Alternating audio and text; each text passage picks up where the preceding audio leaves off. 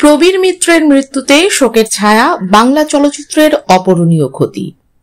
বাংলা চলচ্চিত্রের খ্যাতিমান অভিনেতা প্রবীর মিত্র আর নেই। তার মৃত্যুতে শোকের ছায়া নেমে এসেছে চলচ্চিত্র অঙ্গন সহ সর্বস্তরের ভক্তদের মাঝে। দীর্ঘদিনের অসুস্থতার পর তিনি রাজধানীর একটি হাসপাতালে শেষ নিঃশ্বাস ত্যাগ করেন। তিনি 1943 সালের 18 আগস্ট কুমিল্লার চান্দিনায় জন্মগ্রহণ করেন।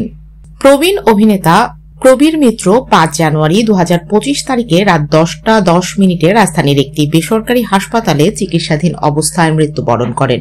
মৃত্যুকালে তার বয়স হয়েছিল 83 বছর। তিনি 23 ডিসেম্বর থেকে ওই হাসপাতালে ভর্তি ছিলেন এবং ফুসফুসের সংক্রমণ ও রক্তক্ষরণের কারণে তার শারীরিক অবস্থার অবনতি হচ্ছিল। প্রবীণ মিত্র ছিলেন বাংলা চলচ্চিত্রের এক উজ্জ্বল নক্ষত্র। তার অভিনয় জীবনের শুরু থেকেই দর্শকদের হৃদয়ে জায়গা করে নেন। তিনি ছিলেন সেই সব অভিনেতাদের একজন যারা নিখুঁত অভিনয়ের মাধ্যমে চরিত্রকে জীবন্ত করে তুলতেন। তার অভিনীত জনপ্রিয় সিনেমাগুলোর মধ্যে উল্লেখযোগ্য হল তিতাস একটি নদীর নাম, অশনি সংকেত এবং সূর্যকন্যা।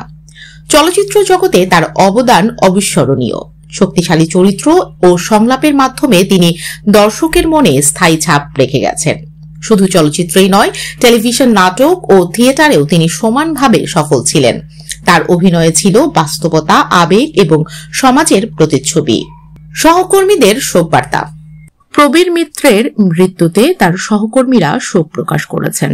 অভিনেতা মিশা সওদাগর বলেন, প্রবীর মিত্র ছিলেন আমাদের প্রেরণার উৎস। তার অভাব কখনো পূরণ হবে না।